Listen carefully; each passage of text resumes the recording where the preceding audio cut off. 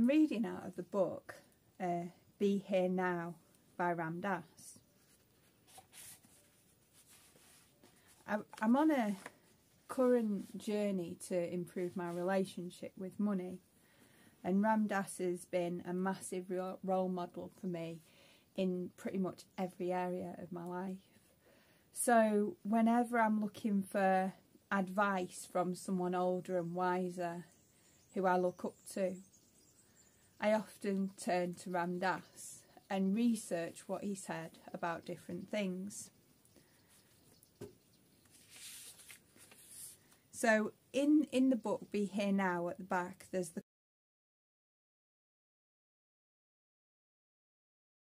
cookbook for a sacred life, and this is where I've gone to refer to about advice and guidance when dealing with money. It says, money and right livelihood. Money is green energy, and any energy you work with brings its own vibrations. If you are sufficiently evolved to be able to transmute negative vibrations, then it makes little difference where the energy comes from. For most of us, however, we are affected for good or ill by the energies in which we interact. Also, the manner in which you obtain the energy from others affects them, because we are all interrelated, and what affects another person also affects you. The method of gaining your livelihood must not, by its very nature, increase paranoia and separateness in the world. A dishonest or exploitive venture would be a case in point. Most means of gaining livelihood do not, in and of themselves, increase the illusion of separateness. However, the beings who do the work do it because of their own level of involvement in such a way as to increase the illusion. When you are involved in such vocations, then it is your work on yourself which makes the particular vocation a vehicle for bringing man out of illusion into yoga. And yoga's in italics, so he's referring to yoga being the union of mind, body and spirit.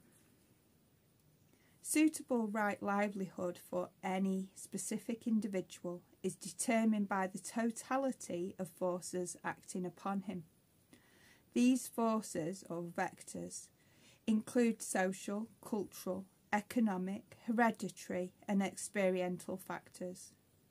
To hear the way in which the interplay of all these forces determines your right livelihood requires much calming of the mind.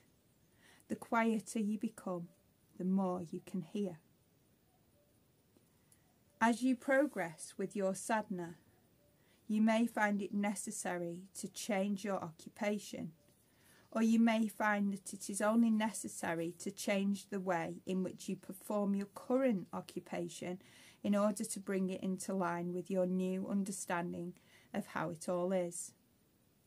The more conscious that a being becomes, the more he can use any occupation as a vehicle for spreading light.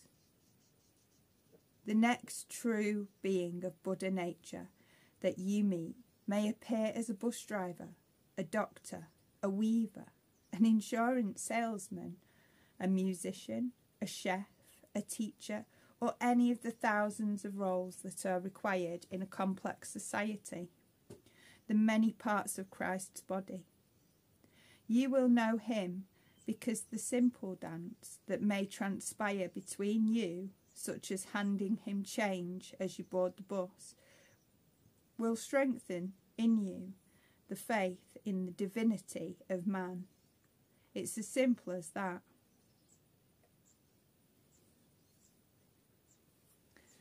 So, what I believe here is that Ram Dass is saying that we have to feel into what we feel is right in our bodies before we take the inspired action or the action. We need to make sure that it's in alignment with our truth.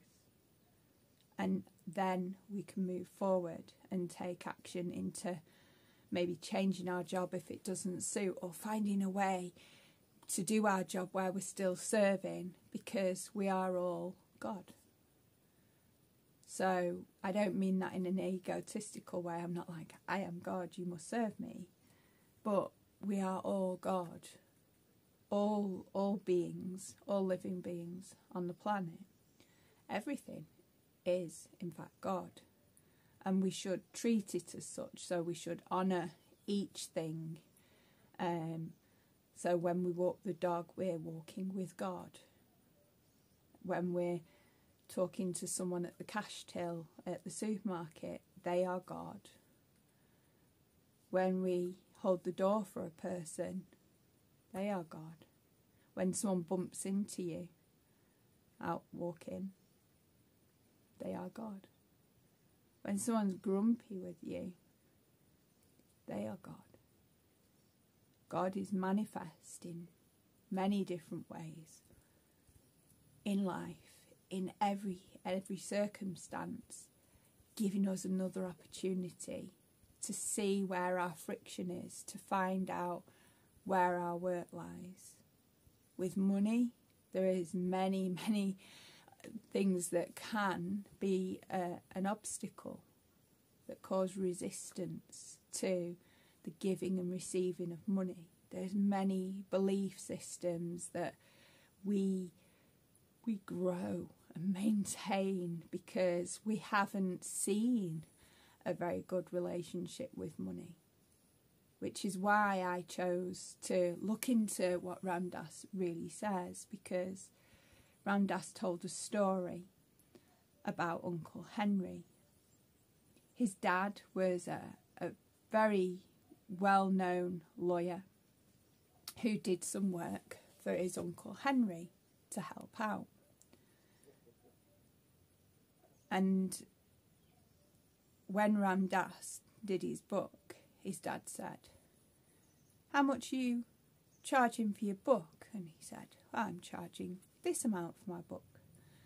He says, "Oh, would people pay more than that?" And he says, "Well, they would." He said, "Oh, you should charge more then."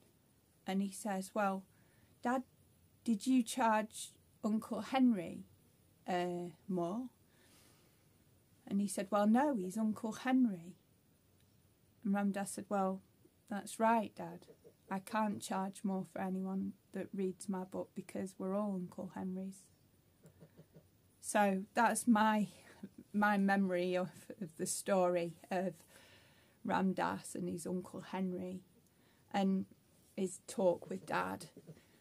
And to me, it shows that we are all the same, and we shouldn't, for me, we shouldn't be out to rip people off, take advantage. We should be sharing the load. It should be a communal thing. The separation in society happens because one has more than another, and then people put perspectives on that tell you that some people are more than or less than because of their financial worth. Well, financial worth isn't what a person's worth. It's certainly not. There is so much more to wealth and abundance than the energy of money.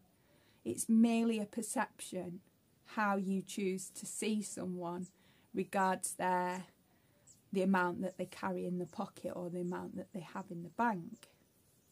So for me, that's why I choose to use an ethical sliding scale.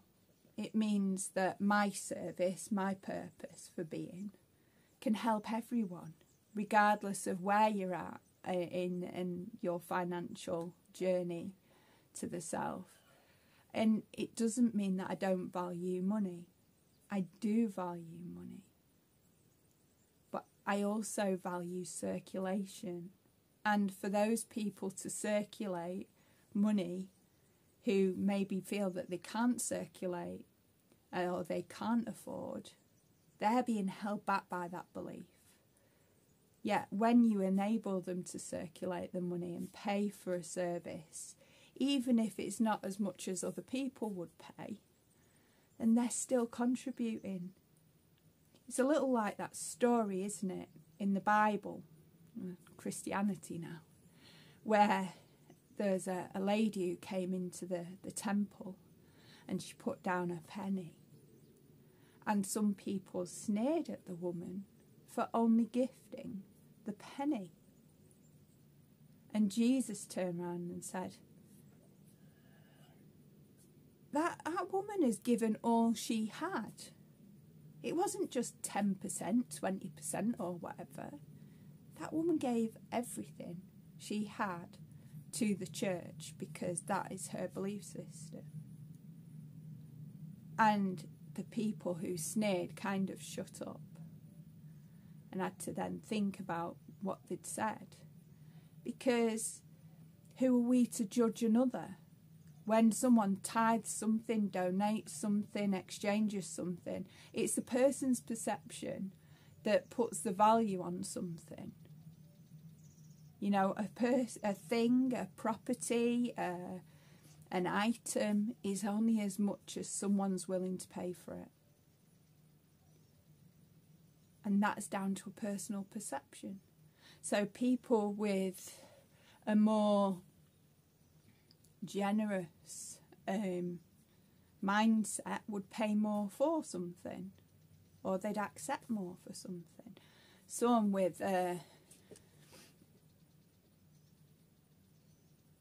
maybe a hoarding mindset or a saving mindset would try and get the most possible for something, so sell something for the most possible price that they think they could get, likely barter, and then squirrel away the money where it's not really being circulated. But money is a promissory note. It's a note that gets promised. It's passed around. It's not meant to, you know, yeah, we can save and be responsible custodians of money, but that's what we are. We're custodians. We're not getting it to keep it forever. Can't take it with us when we die. We can share it. Sharing the love, sharing the wealth, it's the same thing. So our relationship with money enables us to show people that we care, help people out who aren't able to help themselves at that point.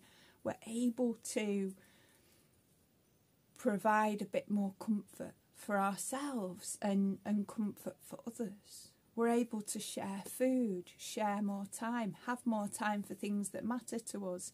We're able to become philanthropists. I nearly didn't say that. But it's so important that it's not just for me. It's not just about me. It's not just about stacking my wealth up. It's about bringing money in, the energy of money, and welcoming it with both hands so that we can go on to share it with others and provide services to others that we couldn't do if we didn't have the money in the first place.